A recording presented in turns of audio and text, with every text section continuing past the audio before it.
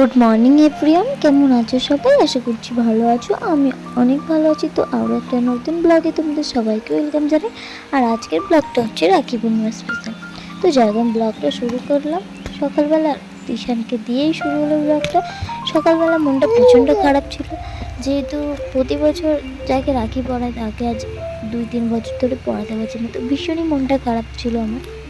তো যাই হোক, সকালবেলাটা এরকম কষ্ট হচ্ছিল, জানি না কেন, খুব মনে পড়ছিল। যাই হোক, ব্লগটা কষ্টের সাথে শুরু হলেও শেষটা কিন্তু ভালোই হয়েছিল, কেটেছিল। তো সেটা কীভাবে, সেটা জানতে হলে পুরো ভিডিওটা তোমাদের দেখতে হবে। তো যাই, এখানে দেখুন, তারপরে দুপুরবেলা খেয়ে নিয়েছিলাম, স্নান দান হয়ে গেছিলো। সকাল আমাদের রান্না হয়েছিল, দেখো এখানে আলু ভাজা, মাছের তেল ভাজা, মাংস, পুঁই শাক দিয়ে, কুমড়ো দিয়ে, আলু দিয়ে তরকারি, আর মাছ দিয়ে, আলু কলা দিয়ে ঝোল, আর ছিল ডাল।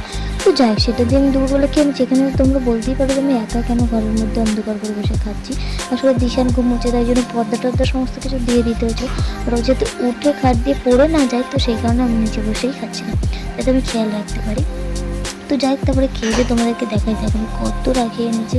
তোমার দেওরটা ওর অনেকেই রয়েছে, তো সবাইকে রাখি পরাবো বলে। তো যাই হোক, রাখিগুলো কেমন কি তোমাদের লাগলো আমার কমেন্ট করে জানাতে বললো না। তো আমার রাখি পরানোর আগে এরকম একটা জাহাজ চলে এসেছিলো তোমাদের দাদাভাইকে রাখি পরানোর জন্য। তো যাই হোক, রাখি পরালো, তোমাদের দাদাভাই একটা ছোট্ট সেলিব্রেশন দিয়ে গিফট কমপ্লিট করলো। তো এখানে চলে আসলাম, এখানটাই ছিল আমার সমস্ত দেওয়ারটা ওরা। তো সবাইকে রাখি টাকি পরিয়ে দিলাম। এখানে কিছু খারাপ করে বসেছিল, আমি পুরো দাঁড়িয়ে রাখি পরিয়ে দিচ্ছিলাম, মানে যাটা এখানে বসে বসে রাখি পরাচ্ছিলো। তো যাই হোক, আমি হয়তো রিচার্জ করতে পারিনি, তার কারণ হচ্ছে আমার একটু তাড়া ছিল, বেরোনোর ছিল।